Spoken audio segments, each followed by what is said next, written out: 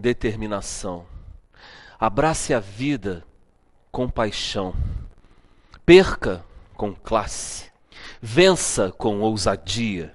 Porque o mundo pertence a quem se atreve e a vida é muito para ser insignificante. Charles Chaplin. Seja bem-vindo a mais um Camarim, pois é ao vivo pela Rede Petrópolis de Televisão, canal 10, Tech Cable e canal 181 via net. E também para todo o planeta Terra via internet em www.tvrredepetrópolis.com.br. Você assiste de onde você estiver e que tiver, obviamente, o canal internet, o sinal de internet, você assiste no site da emissora em tempo real. Bem, nosso entrevistado especial de hoje é ator, diretor, dramaturgo premiado com mais de 25 anos de carreira. Ele é graduado e pós-graduado pela Universidade Federal do Estado do Rio de Janeiro, a Unirio, com habilitação para interpretação teatral e licenciatura plena em educação artística. Ele concluiu também diversos cursos de formação complementar com importantes mestres como Amir Haddad, Ingrid Dormen Coudella, Clóvis Levi, Roberto Lobo, entre outros. E também em instituições como o Conservatório Carlos Gomes, em Campinas, a Casa da Gávea, a CAU e o Tablado, no Rio de Janeiro. Ele é coordenador artístico do Jogo Rápido em Cena, produções artísticas e eventos empresariais. Ele, como ator, trabalhou no teatro, no cinema e na televisão. É o fundador e diretor artístico da Companhia Muito Franca de Teatro. E com esse grupo teatral, em atividade há 15 anos, ele montou e atuou em vários espetáculos, tendo conquistado alguns prêmios neste setor teatral. É também dramaturgo e professor de artes cênicas da Secretaria Municipal de Educação do Rio de Janeiro. Já falei muito, ele irá falar sobre a carreira dele aqui no Camarim, dentro de instantes. Faremos o nosso peculiar suspense e você já saberá quem é o nosso convidado especial de hoje. Se não viu nas redes sociais, né? Porque você poderia ter curtido facebook.com/camarimprograma. Pois é, você curte facebook.com/camarimprograma, que é a nossa fanpage, e você sabe sempre de toda a nossa programação, né? Nossos entrevistados especiais do dia. Bem, Camarim volta dentro de instantes. Não saia daí porque você é convidado a entrar no Camarim. Tá?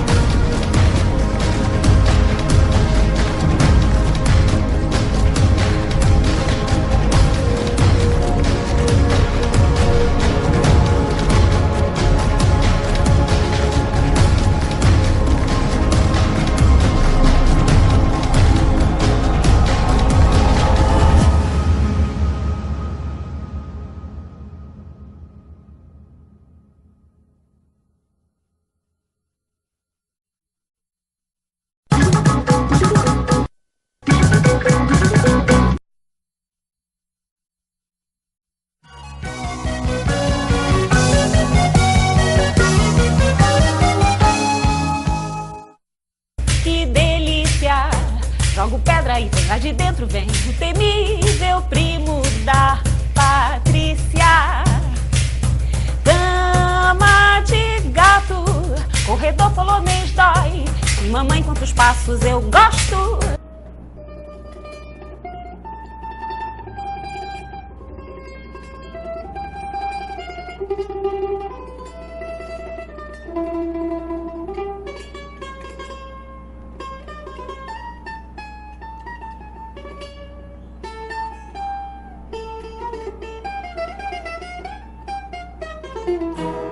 Took the midnight train going anywhere.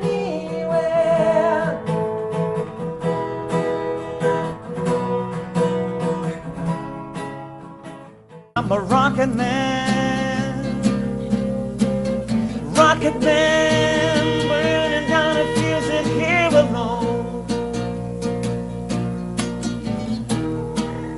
And I think it's gonna be a long, long time. I think it's gonna be a long, long time. Yeah.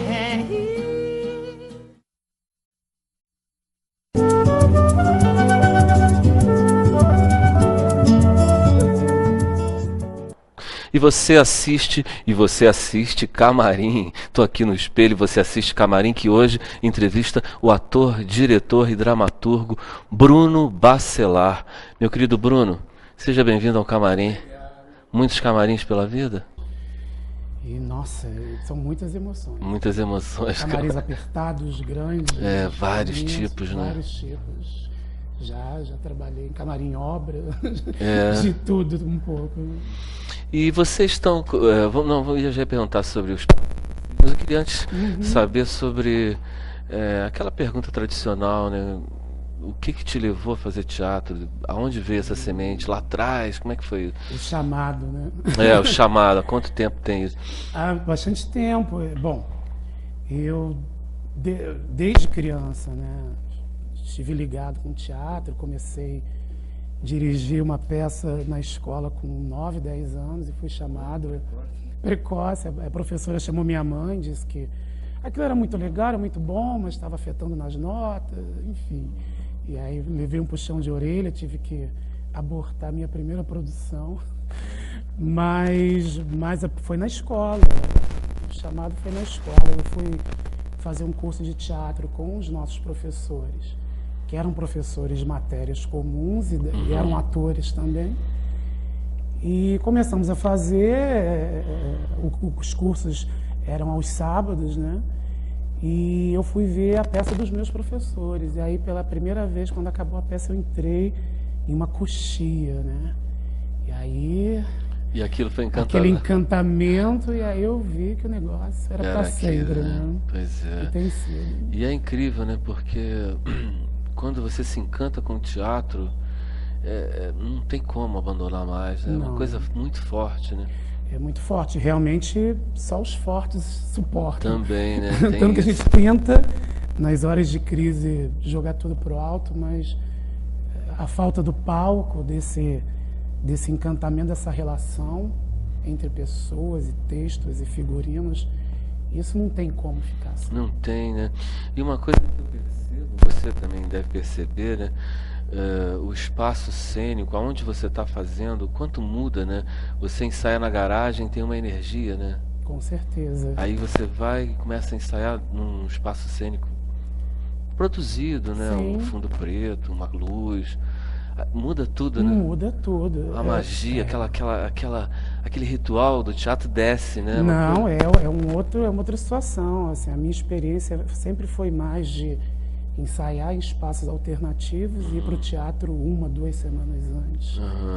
E aí quando você entra, aí parece que realmente a última peça do seu personagem encaixa. É incrível, que é né? o que falta, né? Pois é, fica faltando, né? Fica Mas aí no faltando. teatro você fala, meu Deus, agora aqui eu estou encaixado, né? Exatamente. E você, quando... Você pode ter milhares de anos de profissão, mas quando você está naquela passagem, naquela transição, né, da coxia ou do camarim para a cena, aquele minuto em que a luz apaga e dá o terceiro sinal, aí ali vira a chave, tudo pode acontecer mesmo. E você pode estar doente, cansado, com dor, e aquilo, parece que aquela força, né, chega mesmo. Impressionante, né?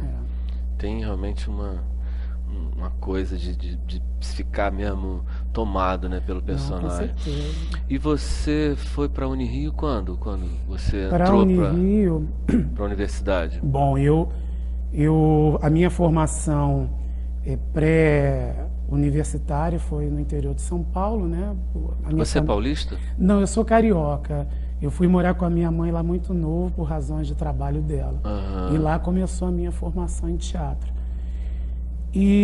Mas contrariando as expectativas, eu poderia ter feito Unicamp, mas aí muita saudade do Rio, né? Em Campinas você estava? Eu estava em Campinas. Unicamp é fantástico Fantástico, também, né? conheci, tem muitos colegas que... Teatro bacana. Tem. Eu fiz espetáculo lá, muito legal.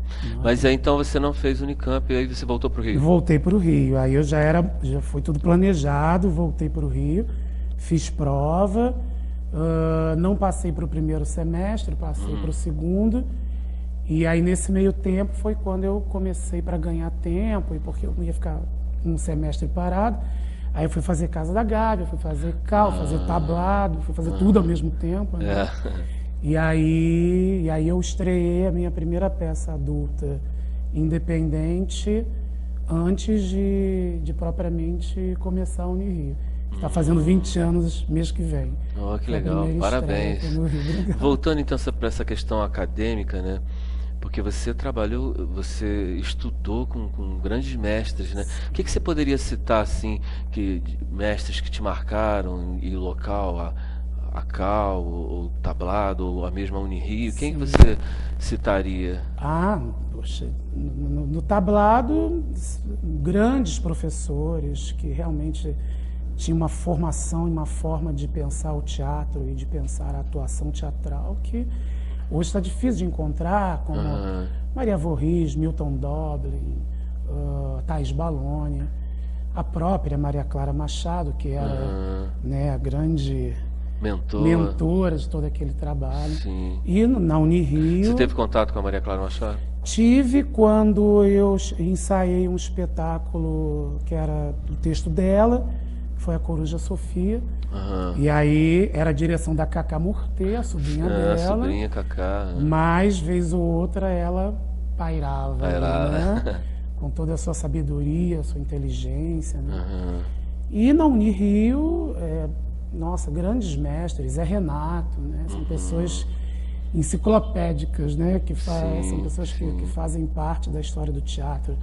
Zé Renato, Léo Juse, Clóvis Levi. Clóvis Levi foi na Cal, né? Clóvis Levi foi na Cal e na Unirio. Ele era professor de direção da Unirio. Nelly Lapore, uma grande professora de dança, grandes figuras. Roberto de Cleto, que era o nosso diretor. Então, eu tive algumas pessoas, como o próprio Cleto, eu não tive aula com ele, mas a própria figura, a forma como ele se conduzia dentro da escola e o que ele falava, nos ensinava, no dia a dia, até hoje marca assim, a minha formação de ator. E você é professor também, né? Sim, eu me formei na Unirio, bacharelado e licenciatura. E você gosta de dar aula? Muito, eu gosto muito de dar aula, embora... Tá estressado? É uma prática estressante dependendo do contexto onde você desenvolve esse trabalho. Sim, né? sim. Mas você também tem experiências muito boas, muito edificantes. Você teve em Brasília? Sim, tive em Brasília. Eu tenho dado algumas oficinas em algumas unidades do SESC Nacional e tenho tido experiências maravilhosas de trabalhos de grupo, que é uma coisa que aqui, né, no Rio de Janeiro, a gente tem visto de uma forma muito mais fragilizada, né? Você encontra aí nas diversas partes do país os grupos muito aguerridos no sentido de fazer o trabalho, de buscar novas estéticas, com grande conhecimento do fazer teatral e dos dramaturgos, e com uma vontade muito grande do fazer em grupo. Sim. Que isso eu acho essencial. E você acha que isso está se perdendo no Rio de Janeiro? Eu acho que sim, Já porque... teve melhor esse movimento sim. grupal? Sem sombra de dúvida. Eu acho que hoje o ator carioca, propriamente dito, ele está muito preocupado com a questão da visibilidade, né? A visibilidade do seu trabalho, a visibilidade da sua produção, fazer do teatro um meio para chegar a um outro lugar, a uma fama, uma questão de mídia. E aí o teatro em si se perde, porque vira um trampolim para algo, e não algo E a em si. preocupação com os editais, com uma grande vaca gorda? Né? Porque hoje em dia, há algum tempo, eu até outro dia assistindo uma palestra, aliás, duas, né? Uma da Bárbara Eliodora e uma entrevista da Marieta Severo, ambas tocaram num assunto que me chamou muita atenção, que é a questão do teatro que se sustentava, né? Você fazia uma produção, a produção ela se sustentava por conta se pagava por conta do seu público. Bilheteria. Hoje a situação é diferente, concordo, mas também eu acho que a partir disso os grupos e as produções começaram a se acomodar nessa questão do edital, né? Quando houver o edital, e se houver o edital, aí eu faço o espetáculo. E não é fácil ganhar um edital, né? Não é nada fácil. E todo mundo pensa que sempre vai ganhar, né? Exatamente. E são tantos, né? É um edital para tantos grupos e a gente tem 10, 20, 100 grupos a mais inscritos. E aí as pessoas esquecem da possibilidade de se fazer teatro independente desses editais. É difícil? Bastante, principalmente nessa selva que a gente tem hoje, né, de grandes produções.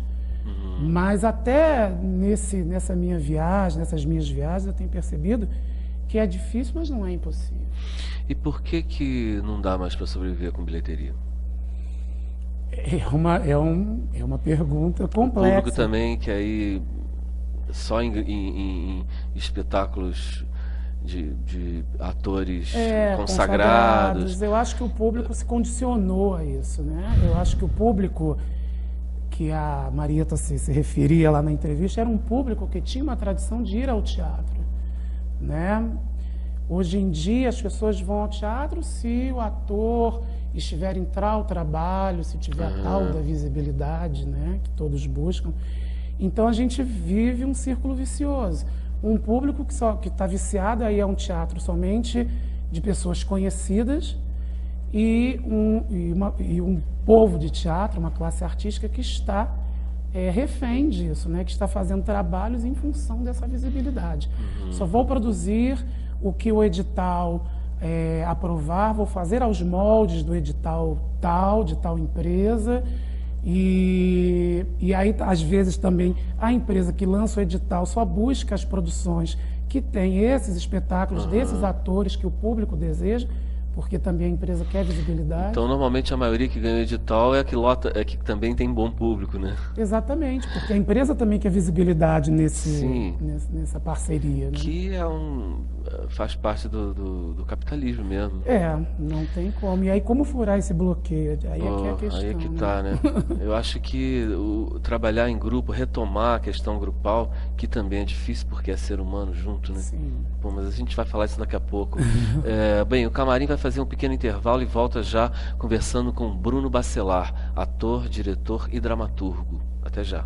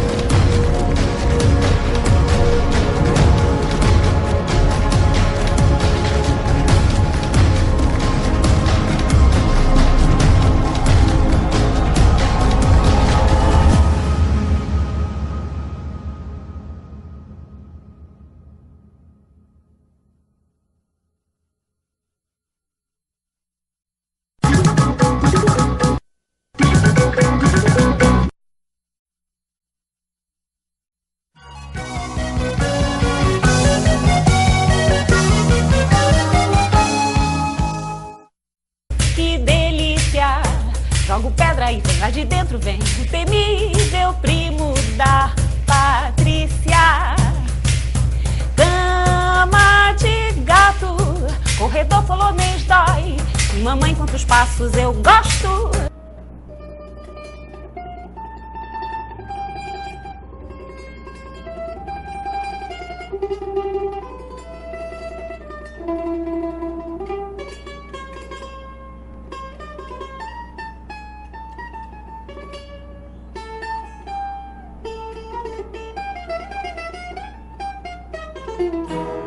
Took the midnight train going anywhere.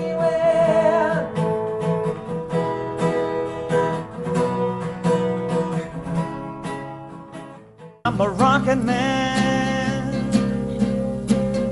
burning down a fuse in here alone. And I think it's gonna be a long, long time. I think it's gonna be a long, long time. Yeah.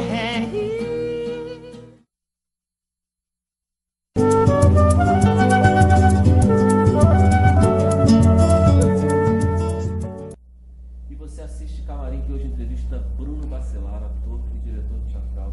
Bruno, e a companhia muito franca? A companhia muito francamente. Bom, a companhia, ela nasce na Unirio, né? A princípio a gente começou a trabalhar na companhia por conta de um desejo de fazer teatro para crianças e jovens, um teatro de qualidade, que na época a gente percebia que tinha muito espetáculos de qualidade mais frágil, espetáculos para crianças no intuito mais de ganhar o dinheiro, parará. E aí a gente começou a pensar, vamos fazer um novo formato, né? Para que a gente faça uma dramaturgia e uma dramaturgia cênica também de responsabilidade. Aí começamos a adaptar clássicos para crianças, fizemos Shakespeare para crianças, Molière, e depois passamos para os textos autorais, né? E nessa brincadeira são 15 anos. No momento a companhia ela está investindo em abrir um centro cultural e lá se debatendo com as questões burocráticas, né, que demanda isso, e numa pesquisa mais dramatúrgica também de textos novos. E você tem feito textos novos? Bom, eu dei uma pausa depois de 2011 e comecei a escrever textos adultos. E até então só me dediquei a crianças e jovens. Mas também tenho algumas ideias que eu tenho desenvolvido com mais calma para crianças e jovens, né? Porque eu acho, para mim, pelo menos, escrever para crianças e jovens, você tem que escrever coisas que sejam interessantes para eles, que falem, né, das necessidades e dos questionamentos desse jovem de hoje, que não é mais o jovem da minha época. Então, eu estou no momento de observação. E escrevendo também texto adulto. Né? E como é que começou essa... Porque é uma situação muito diferente, atuar, dirigir e escrever. São situações bem distintas, né? É verdade. E o que você mais gosta de fazer e qual as diferenças? Ah, sim. Bom, atuar ganha realmente nessa brincadeira. Porque eu Gosta de jogar? Gosto de jogar, gosto muito. E, inclusive, nessa pausa que a companhia começou a se dedicar à questão da abertura do centro cultural, aí eu comecei também a investir mais na minha carreira de ator, né? Pessoa física. Mas escrever também é algo que me fascina profundamente. É uma ação individual, né? É individual, né, sem sombra de dúvida, mas a partir do momento que você se engaja em escrever um texto, em trabalhar uma temática, você fica envolvido com aquele universo de coisas e de personas. Então, é uma viagem muito boa. E dirigir é uma arte árida, né? O Léo Juse dizia lá na Unirio que o diretor ele precisa ser, em primeiro lugar, um psicólogo, em segundo lugar, um psicólogo, em terceiro lugar, um psicólogo. Caraca! Então, Você precisa ter psicologia para lidar com todas aquelas essências, aquelas potências, que ao mesmo tempo são frágeis, né? O ator é muito frágil no sentido de delicado, mas que são intempestivos, né? Então você precisa ter às vezes ego aflorado. Afloradíssimos, né? Mas é muito bonito ao mesmo tempo isso, mas é profundamente aterrorizante também em outros. Então você precisa ter tudo muito bem equilibrado, não só do ponto de vista da cena, mas do ponto de vista do emocional daquele grupo, e levar toda aquela emoção para aquela direção que você deseja. Então isso é bastante árido. Gosto, faço ainda, mas tenho dado prioridade a atuar e a escrever. E você chegou a atuar e dirigir ao mesmo tempo, né? Sim. Sendo autor também, né? Sim. Também é tarefa difícil. E às vezes na produção, né? Sim, uma loucura. Uma loucura. Eu chegava nas estreias, assim, com os nervos à flor da pele, em frangalhos, porque... E todo mundo te solicitando, a outra, vem cá, o convite, a Filipeta aqui no seu... E você dirigindo. A Filipeta, o sapato, o figurino que está apertado, a foto, o ator não estava no dia da foto, queria ter estado, e você tendo que se concentrar depois daquilo tudo. Ainda tem o ator, você como personagem. Exatamente, você tendo a sua relação com o seu diretor, que você tem que suprir aquelas expectativas. Eu estou tendo uma experiência atual dessa. Mas é bom. É bom. Você tem uma experiência muito, muito forte, você ganha com isso, né? Sim, com certeza. Mas depois de muito esforço, né? Você rala e muito. Muita ralação. Bom, então a Companhia Muito Franca, ela teve espaço, né? Porque é uma coisa muito complicada, né? E fundamental para o fazer teatral, né? Sim. Um espaço, né? Eu acho fundamental, principalmente nessa época em que o Rio vive uma superlotação dos espaços. Nossa, os teatrais. imóveis caríssimos. Tudo caro, está tudo caro e difícil. Está difícil morar, está difícil entrar em cartaz também.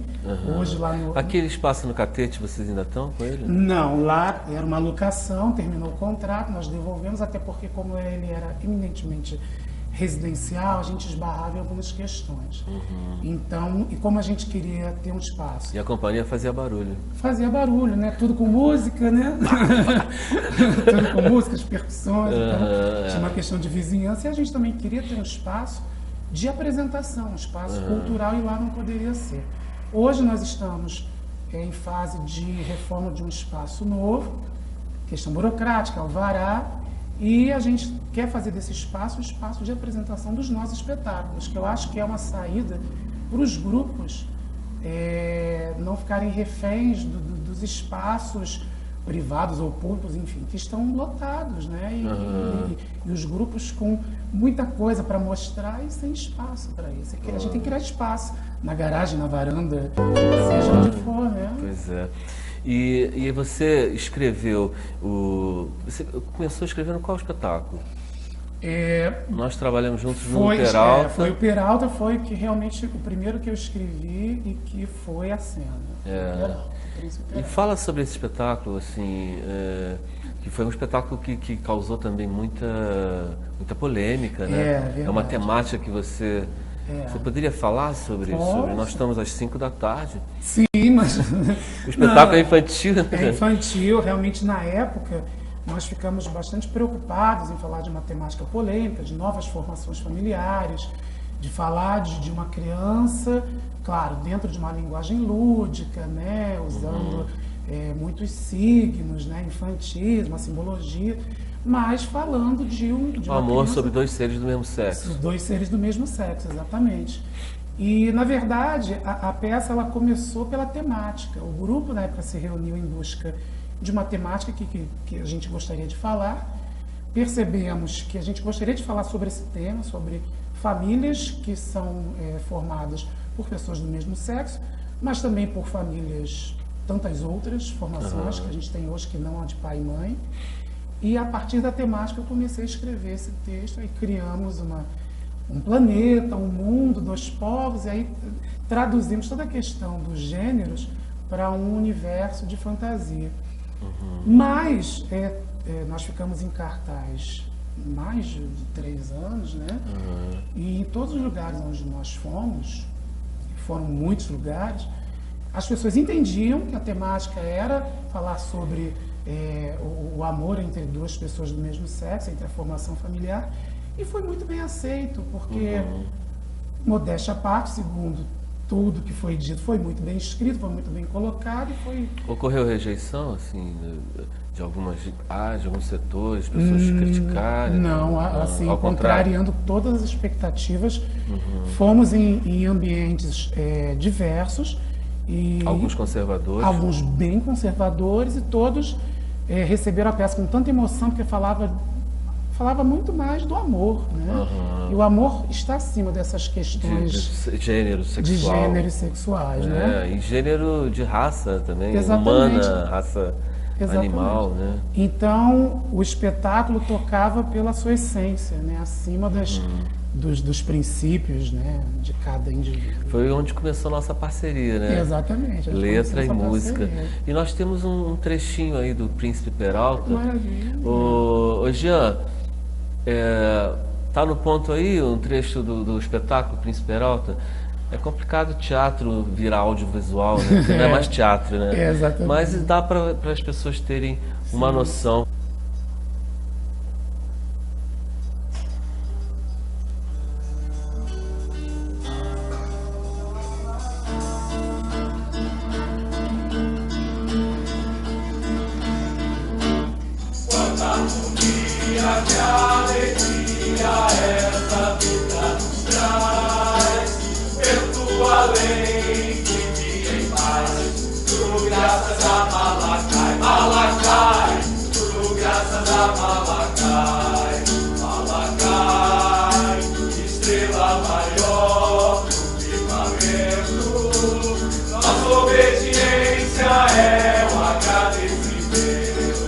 Pode abrir o áudio. Então, Bruno, esses figurinos foram premiados. Foram premiados no Prêmio Zilka Salaberry e Do autor.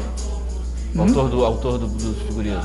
Marcelo Costa, nosso querido, que já faleceu, um grande figurinista, grande aderecista, e que fez vários espetáculos e ganhou prêmio com figurino nesse ano, e no ano seguinte ele ganhou também com outro espetáculo. Que legal. E o espetáculo tem as belas músicas do senhor Marco Aurê. Pô, obrigado. A trilha foi indicada também em... Nossa trilha, né? Letra sua, música minha. Foi indicada em Rio das Ostras. Sim, no Festival de Rio das Ostras foi indicado. 2009, parece. 2009, exatamente. Tenho muito carinho por esse espetáculo, principalmente pelos figurinos e pela música. Pô, que legal. Belo espetáculo, bela temática. Você assina texto, Assino texto, a direção de Ângelo Faria Turci, a direção do Anjo. direção do Ângelo, e temos a parceria aí nas músicas. Deu muito trabalho esse espetáculo, mas valeu a pena. Valeu a pena, né? Muito Deu bom. trabalho, porque você também fez produção? Fiz produção também da companhia, fazia todas as Eu produções. lembro, você chegava correndo e voltava lá Lembro. fora, aquela coisa. Foi desesperador, mas faria tudo de novo. É incrível, né? É um filho que você viu nascer, né? com certeza. Parto dificílimo, né? Dificílimo, mas foi bom. É um espetáculo que está em repertório. Sempre, quando a gente tem É oportunidade, eu mesmo? faço Vocês continuam questão de... fazendo ainda? Sempre quando surge alguma coisa que seja, né, interessante, a gente faz. Agora, nos últimos 3 anos, eu acho que nossa última apresentação foi em Resende, no Festival de Resende. Legal.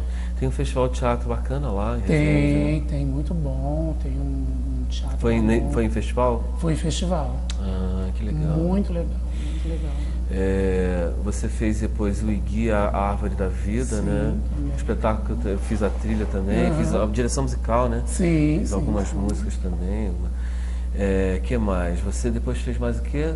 Eu tava vendo teu currículo. Depois, a Árvore da Vida, nós ficamos bastante tempo também, estreamos em 2010, depois 11, 12, até final de 13. Aí dei uma pausa E aí eu fui trabalhar como ator em outro grupo, fui trabalhar com uma grande diretora e dramaturga, Cristina Fagundes. Aonde? Estreamos na Casa da Gávea com Felicidade, que foi um trabalho diferenciado de dramaturgia cênica, de construção da dramaturgia através do grupo, claro, da dramaturgia de uma maneira ampla, mas quem fez toda a amarração e realmente é a dona desse espetáculo, Felicidade, é a Cristina Fagundes. Por que você considera isso? Você que escreveu o espetáculo? Não, os atores, a Cris... Foi um laboratório que construiu? Um laboratório, fizemos 6 meses de pesquisa em cima de personagens. O único dado que a gente tinha é que eram personagens versus a morte. O que é a morte e o que é a felicidade. Né? Aquela velha relação do homem quando está próximo da morte, onde ele revê a sua vida. E a partir desse estímulo, a Cristina foi construindo, estimulando, e nós fomos construindo situações desses personagens, histórias, e depois essas histórias foram se entrelaçando, e aí com a costura dramatúrgica da Cristina. Fundamental, né? Fundamental, e aí ela construiu o espetáculo, que eu tenho o maior carinho. Ficamos em cartaz 2012, 2013, e estamos ainda na busca de pautas. Felicidade o nome. Felicidade. O elenco são quantos? Somos 4 atores. Eu, Renata Albuquerque, Ana Paula Novelino e Jorge Neves. Então, e o espetáculo foi muito bem aceito, fomos para alguns festivais e estamos aí também escrevendo naquele movimento.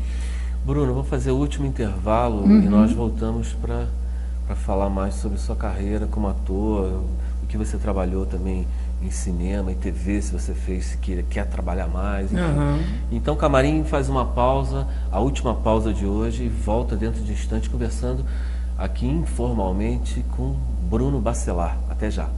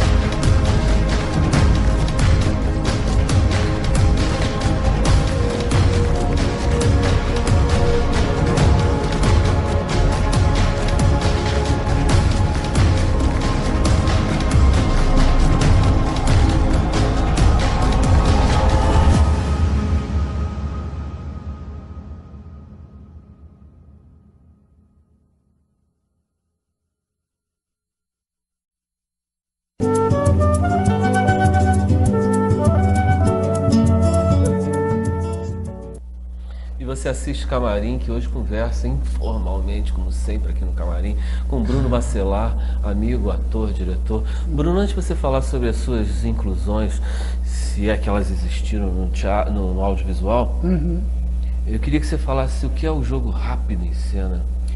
Jogo rápido em cena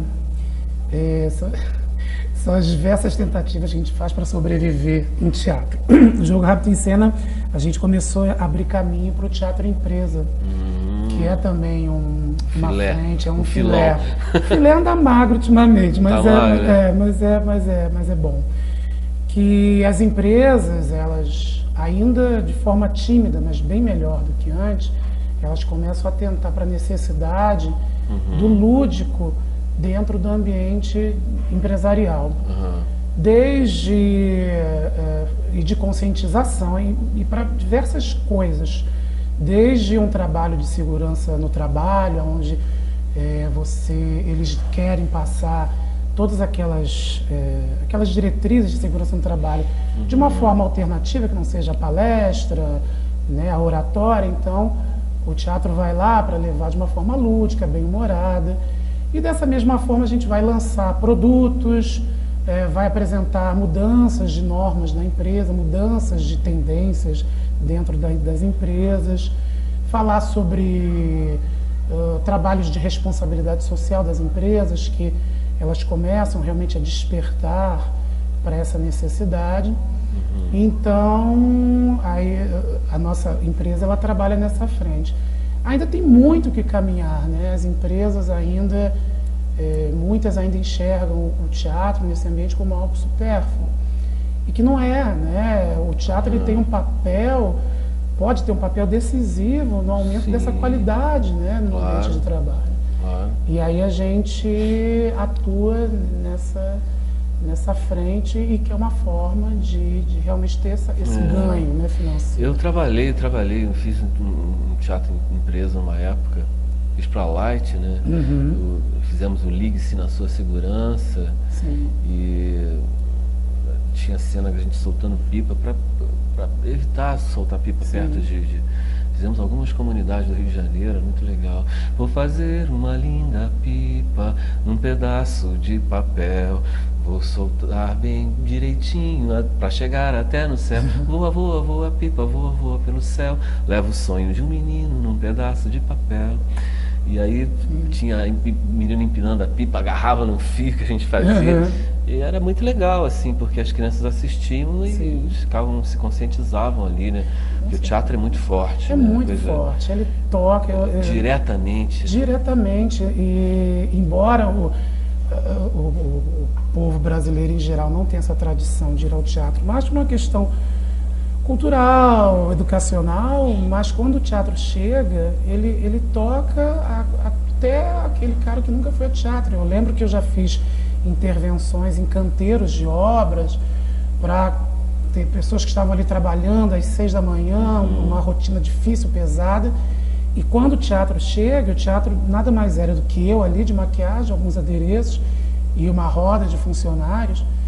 Você vê que aquilo muda a dinâmica, você vê que quando você chega, o clima está pesado, né? Aquela coisa da rotina, e quando você termina, aquilo já dá um outro caráter. Então o teatro tem um caráter importantíssimo. Essa magia é fantástica, né?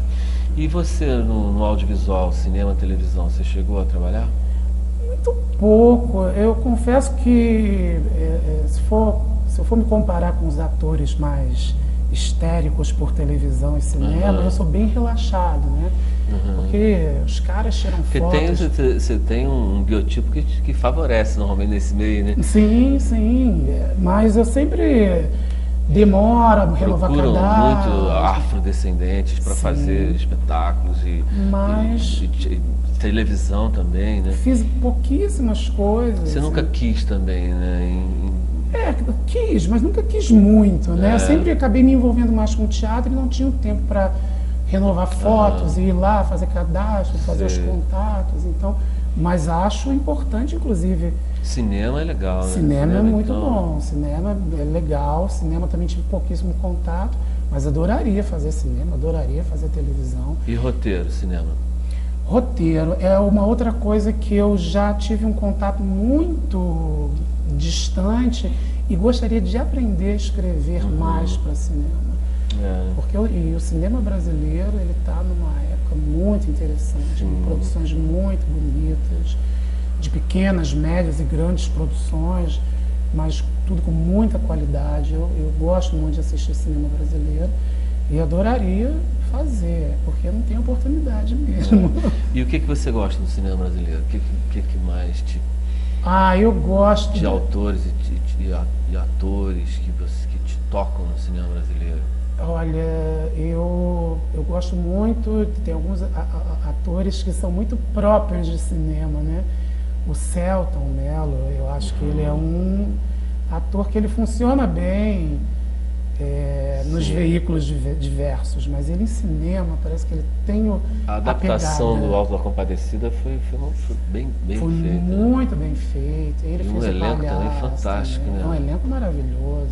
Muito bom. Também isso ajuda, né? Isso ajuda, você tem um elenco. Você como autor, por exemplo, você já viu em cena o seu espetáculo teatral que te deixou bastante feliz e ao contrário também? Já, bastante feliz. O Príncipe. Vou contar uma passagem que você não sabe que tem a ver com você também. Que foi um dos momentos mais emocionantes. A gente foi fazer numa comunidade bem carente e tinha uma das músicas que ela era cantada na íntegra no início do espetáculo e depois cantava um trecho, né? 1 passo, 2 passos no mundo. E aí, né, a peça passou e a gente sempre ficava muito preocupado, né? Com a temática, não vai ser aceito, vai ser compreendido, também tinha isso, né? E aí no final da peça, quando o personagem cantava de novo o trecho da música, uma plateia, sei lá, de 400 crianças cantava em uníssono a música. Sério, Aquilo foi um dos momentos que eu nunca mais vou esquecer. Isso não tem dinheiro que pague. Pô, que bom ouvir isso, né? Ouvir isso da nossa parceria da musical nossa parceria, ali. Que barato, porque ela veio no início do espetáculo, né? E eles aprenderam a partir daí. Quando ela voltou, a música, eles cantaram junto. Que era totalmente, assim, improvável, porque uma música que foi cantada de primeira... Pois é, eles não... E eles de ouvido, eles pegaram e cantaram. Incrível assim. isso, né, cara? Então, esses são momentos que marcam, assim, realmente. Como também quando a gente fez para as escolas públicas também, e quando um aluno me pega pelo canto, e na linguagem, né, na linguagem do jovem carioca, né, contemporâneo, ele conseguiu explicar com detalhes toda a temática, tudo que estava subjacente, né, no texto, no entendimento da temática, ele explica com uma tranquilidade, assim, incrível, que eu não conseguiria explicar. Um bate-papo depois do espetáculo? Um bate-papo depois do espetáculo, uma coisa tipo saída mesmo, né? De espetáculo, e eles vêm naquele momento antes de entrar no ônibus, né? Batendo papo, ele fala, então... Ele veio espontaneamente e começou a falar do que ele... O que ele tinha achado, e ele falou que tinha achado legal aquele personagem assumir que era apaixonado pelo outro do mesmo sexo, e que era isso aí, que tinha que ser dessa forma, que as pessoas eram livres, então... E justamente numa faixa etária onde o adolescente é muito tomado pelos preconceitos, né, pelos tabus, então esses são momentos... E ao contrário também, de você não ficar tão feliz de não ter entendido, o ator não ter entendido a tua proposta como autor, como dramaturgo? Sim, acontece, né? Quando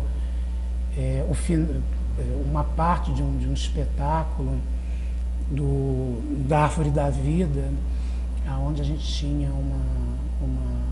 uma demanda ali, uma carga emocional, e às vezes o ator, até por mais que conseguisse, ele não conseguia chegar àquele momento. E aquele momento para mim era muito importante, porque representava um momento da minha vida. Entendi. Então eu fiquei e aí o autor e o diretor juntos, aí acho que é uma coisa que não dá certo, porque aí ele começa a querer interferir e não entender como diretor que o ator, cada um tem o seu estágio, né? Então aquilo me causou uma angústia. Você trabalhou com diretores déspotas, né? Porque eu conheci os diretores de Chicote, né? Isso ainda existe ainda? Ah, existe. Trabalhei com... Aliás, a minha grande formação foi com diretores tiranos, que era a tradição da época. Sim. Né? Você acha fundamental que seja assim? Não, Ou não, era um, não era acho um formato, fundamental. né? Era Não, um formato. era um formato, né? Há quem diga até hoje. Outro dia eu estava conversando com uma amiga minha que ainda pensa, ator tem que ser no cabresto, ator não tem que pensar, ator tem que executar. E eu ouvi muito isso, desde a minha formação de E o jovem. que você pensa? Acho que não precisa ser dessa forma. Acho que tem alguns atores que realmente gostam de ser mais conduzidos do que outros. Uns são mais pesquisadores, outros são mais marionetes, digamos assim. Mas eu acredito que no ator que se descobre, né, que descobre. Ele pode achar que não gosta de pesquisar, mas aí cabe ao diretor encontrar outros caminhos para fazer com que esse ator tire dele próprio uma faceta boa para aquele momento da peça. Então, mas não acredito muito em tirania. A tirania pode funcionar como um remédio amargo ali na hora para você resolver uma questão prática. Mas enquanto processo, Concordo plenamente. que é diferente de rigor. Eu acho que rigor tem que ser, mas não tirania. Pô, com essa mensagem vamos terminar o programa. Quero agradecer a sua ilustre presença, meu parceirão. Amigo querido. E volte sempre aqui no camarim. Com certeza, Portas adorei abertas esse pra camarim. você. Legal. Próxima vez traz um personagem para fazer aqui. Por favor, trarei. Tá? Camarim então fica por aqui. E terça-feira, às 2 da madrugada, você assiste reprise. Terça-feira, 2 da madrugada, né? Para você que tem insônia, para você que gosta do silêncio e da energia da madrugada. E domingo, 19h30, né? Naquele horário bacana, você em casa, assiste Camarim, domingo, reprise, 19h30. Um grande abraço e até a próxima segunda, às 17 horas. Tchau.